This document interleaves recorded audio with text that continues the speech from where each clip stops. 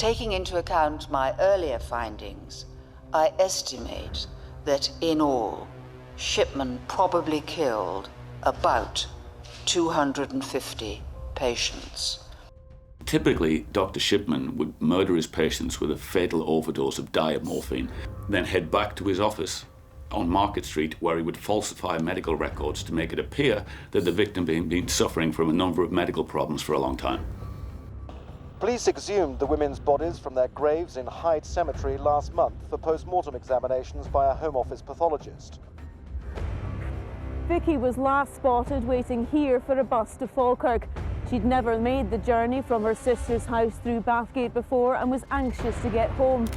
Is Tobin a sociopath or is he a psychopath? All psychopaths are manipulative. They are impulsive, they're very cunning. They will use people as a means to an end.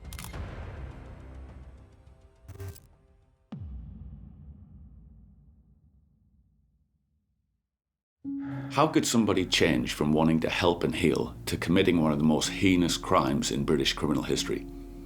Not only will Hyde be forever linked to the name of Harold Shipman, there is almost nobody in this town who was not affected by what he did. He was the man people trusted with their lives. In this quaint English town, Harold Shipman, a dedicated general practitioner, was the embodiment of community care. Day after day, the elderly walked through his doors, seeking help, advice, and a friendly face. But beneath that reassuring smile was something darker, something no one could have ever imagined. One of the most prolific serial killers in history. Harold Frederick Shipman was born in 1946, raised in a working-class family in Nottingham. The key relationship any child has, particularly in early childhood, is between the child and its primary caregivers, usually its parents. It could be grandparents, of course. I think that the impact of a dysfunctional relationship between a parent and a child is hugely significant.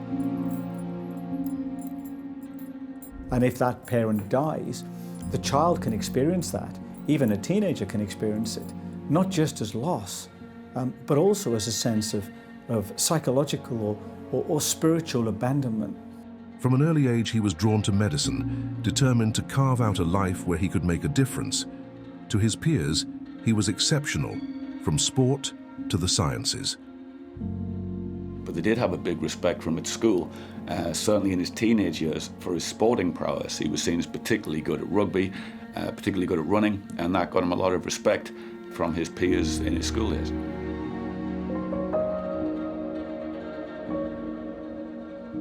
He seems to be doing well at school, because if he did the 11 plus and then got accepted on the grammar school, that is a sign of his intelligence. Shipman was particularly close to his mother, who died of lung cancer when he was aged 17.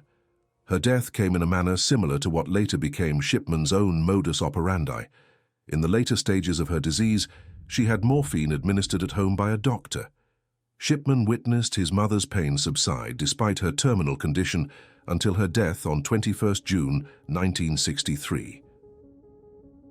Shipman began working at Pontefract General Infirmary in Pontefract, West Riding of Yorkshire, and in 1974 took his first position as a general practitioner at the Abraham Ormerod Medical Centre in Todmorden. A lot of Dr. Shipman's patients thought the world of him because, unlike other doctors, he would appear to go out of his way to collect prescriptions for them, to do home visits, which other doctors wouldn't be prepared to do. And yes, he was regarded very highly by a lot of people that were under his care. Like the other women Dr. Shipman is alleged to have killed, they were patients of the GP who had signed their death certificates. With Shipman's patients, it was totally normal for them to have such a respect for the doctor. They were older ladies, and he was seen as an old school kind of doctor, old fashioned. He would go and do house visits and go out of his way to help them in the way that other doctors wouldn't. One of the interesting things about Shipman was that he, of course, was a drug addict, and he was addicted to an opioid called pethidine. He went to great lengths to manipulate the system for him to get access to the drug. He also manipulated some of his patients, and this is one of the things that led to his downfall, to leave him money in their wills. So yes, he was extraordinarily manipulative, and you would expect nothing else from a psychopath. It is one of their key defining characteristics. So you will find that there is only a small percentage of people who are consuming drugs who become addicted to these drugs.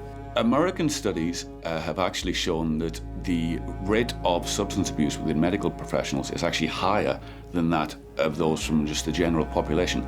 So it's around 10 to 15% of the population that will develop a drug addiction. And there are different theories in terms of trying to explain this drug addiction. And that can be something that came out of habit, that can be something related more to the sort of dependent personality and traits that they might have. But that can also be linked to self-soothing and feeling that this is something that is like self-medication and helping them. If you're working in medicine, there can be an awful lot of stresses to deal with. You might see an awful lot of disturbing, unpleasant things. You might even be blamed for certain things if something goes wrong. So yes, the rate of substance and alcohol abuse is actually higher in the medical community than most people might think.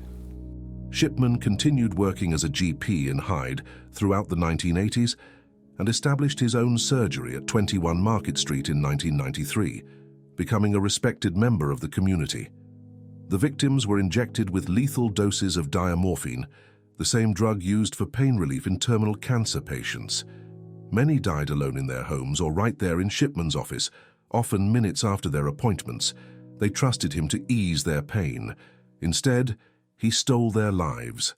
Ava Lyons in 1975 was a lady under Dr. Shipman's care, and she'd been suffering from terminal cancer. She's considered by most people to be Dr. Shipman's first victim. Then if we look at the mercy killing, so that is killing victims for helping them, it seems that he probably felt that he was helping some of the victims who were terminally ill and felt that he was helping them by killing them. She'd spent a period of time in the hospital. Then, having been discharged from the hospital, she was back at home the night before her 71st birthday when Dr. Shipman appeared unannounced to her house to check on her and see how she was. He then went up to her bedside, injected her with a fatal overdose of diamorphine, and then with her husband standing right there, asked him if he would make him a coffee. He then stood downstairs drinking coffee for 5 or 10 minutes. Shipman said he just wanted to check on her to make sure she was okay before he went. He then went back up to the room, and of course she died. He then said, "Oh, Mr. Lyons, I'm so sorry, she's passed away." And in that case, you might wonder whether that was something that he felt he needed to stop her from suffering. And he then decided to give her mercy without requesting any permission. That's really the way he interpreted it. And there are other victims throughout the over 200 who also were terminally ill. Shipman worked on the obstetrics unit during the last 6 months of his time at the hospital, and I'm satisfied that it was during this period that Shipman became habituated to the use of pethidine. Because I understand that the press and public will wish to know, so far as I'm able to say, how many patients Shipman killed, I have decided to make public an estimate of the total number of patients for whose deaths I think Shipman was probably responsible. For years, Shipman exploited the trust of his community, people who considered him family. He preyed on the elderly, the ones whose lives he had been entrusted to protect. Sorry, Doctor. I'll come and stand where you'd like me to stand. Right. It's very good of you, I do apologise. Is it possible for you to, rather than standing there, would it be possible for you to sort of come and get something out of your car and then go back in? I've been advised to stand and let you take a photograph and then go away. And I'm sure you've had enough time to take a decent photograph. Is it possible for you just to say anything at all? Back into surgery to do my surgery. But you have said you have nothing to hide, sir.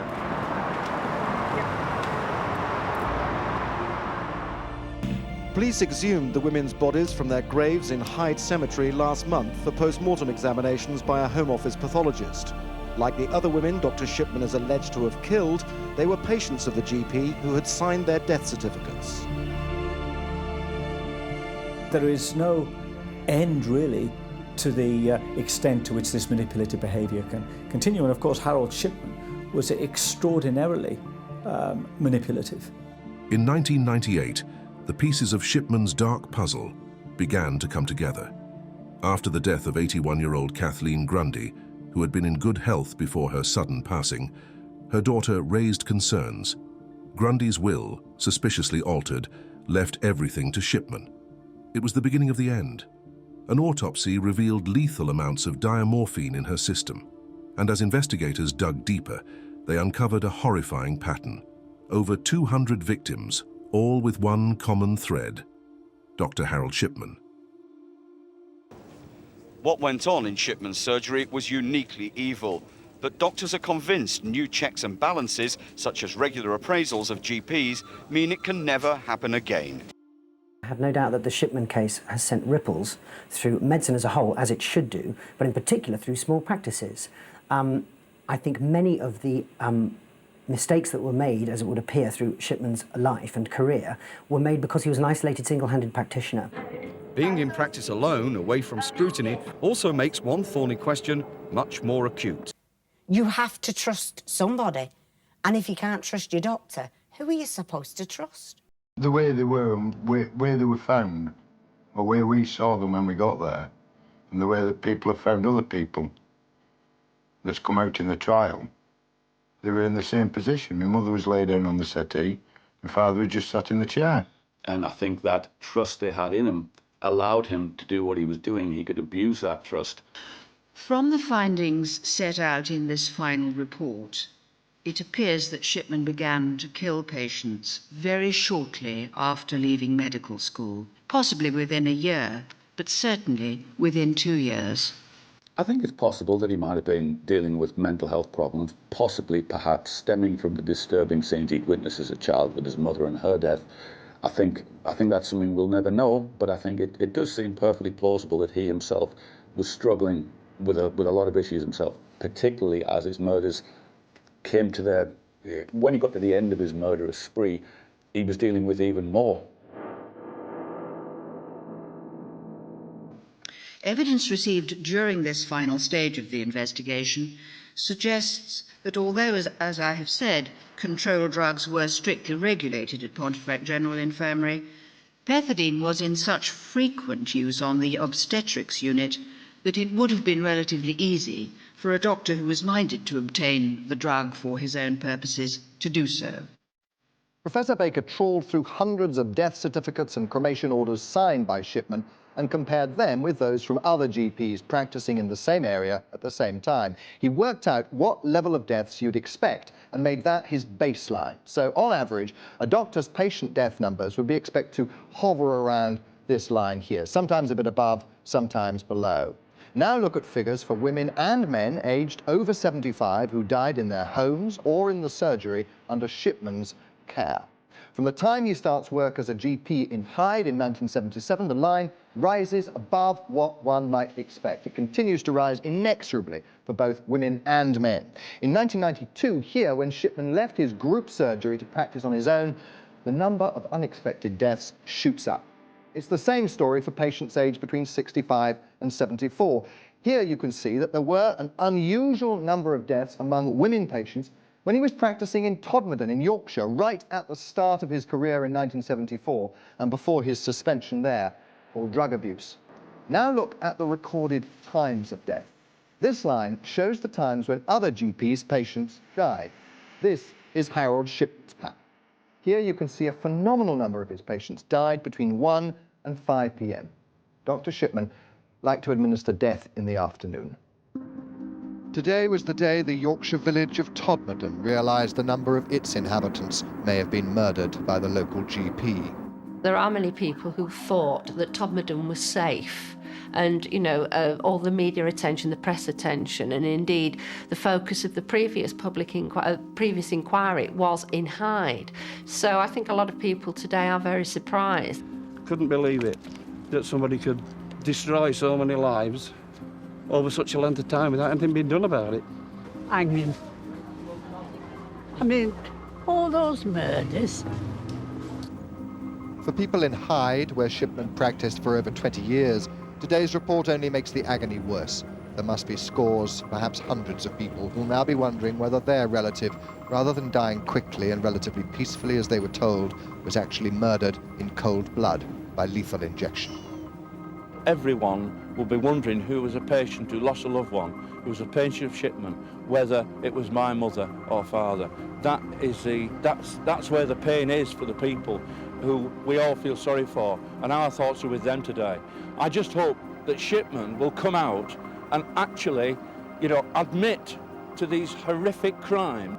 In court, Dr. Shipman spoke only 3 times to confirm his name, age and address, and that he understood the 5 charges against him, the principal charge being that he murdered Kathleen Grundy. Police exhumed the women's bodies from their graves in Hyde Cemetery last month for post-mortem examinations by a Home Office pathologist. Like the other women Dr. Shipman is alleged to have killed, they were patients of the GP who had signed their death certificates. Mrs. Grundy's daughter became suspicious when she discovered her mother's £386,000 estate had been left to Dr. Shipman. But the GP said he had no idea the new will would leave the house to him. When he'd been asked to sign a piece of paper, he didn't know what it contained. Taking into account my earlier findings, I estimate that in all, Shipman probably killed about 250 patients, of whom I have been able positively to identify 218. Lunch club in Hyde, they met and thought of absent friends, 2 of Shipman's victims. It was people like these that Shipman chose to end their lives. And with a few moments of silence, they remember their 2 friends today and all the others, those they know about and those to come.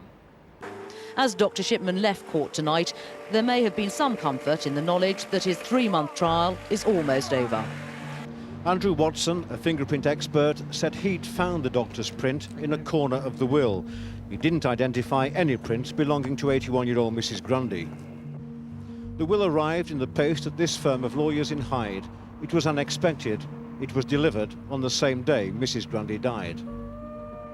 2 patients of Dr. Shipman said that about 2 weeks before the death of Mrs. Grundy, they'd both been sitting separately in the waiting room at the surgery when they were summoned by Dr. Shipman. Dr. Harold Shipman's appearance in court today means he now faces 6 murder charges at different stages in the justice system. Earlier this week, he was sent to trial, charged with murdering an 81-year-old widow and forging her will. Next month, he will be committed to trial at a Crown Court, charged with murdering 3 other women. All those he's accused of killing were his female patients.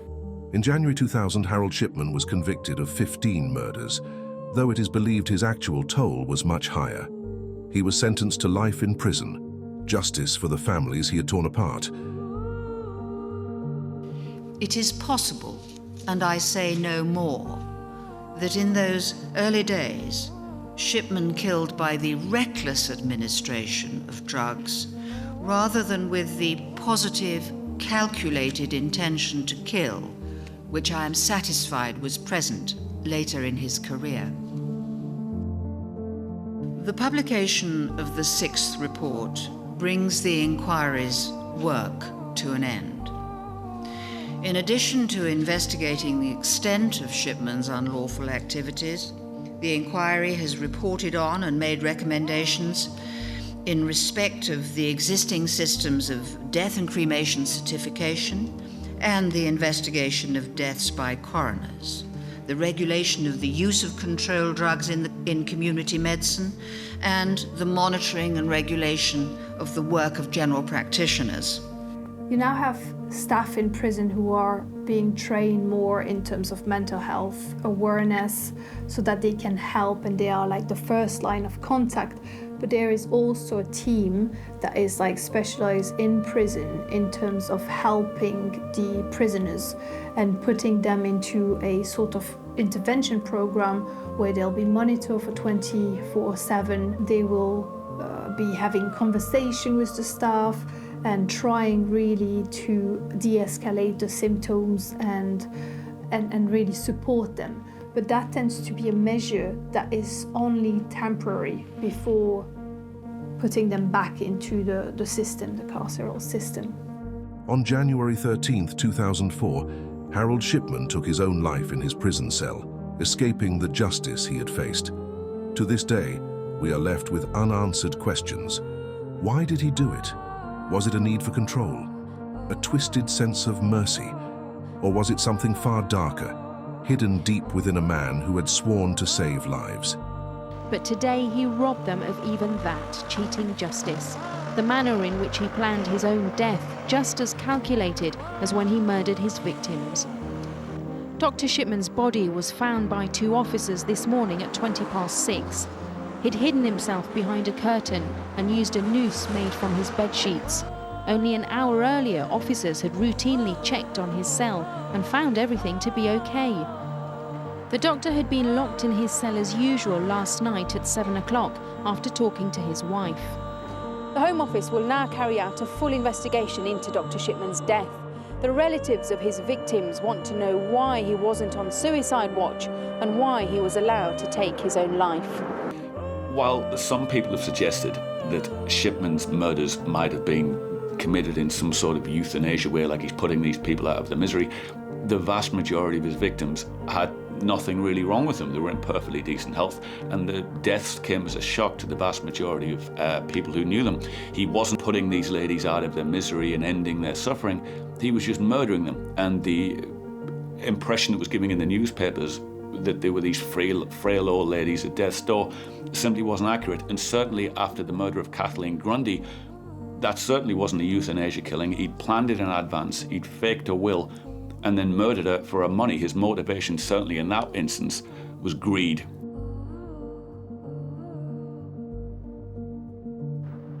Every day, Barry Swan grieves for his mother. Like so many others, he and she put their faith in Harold Shipman.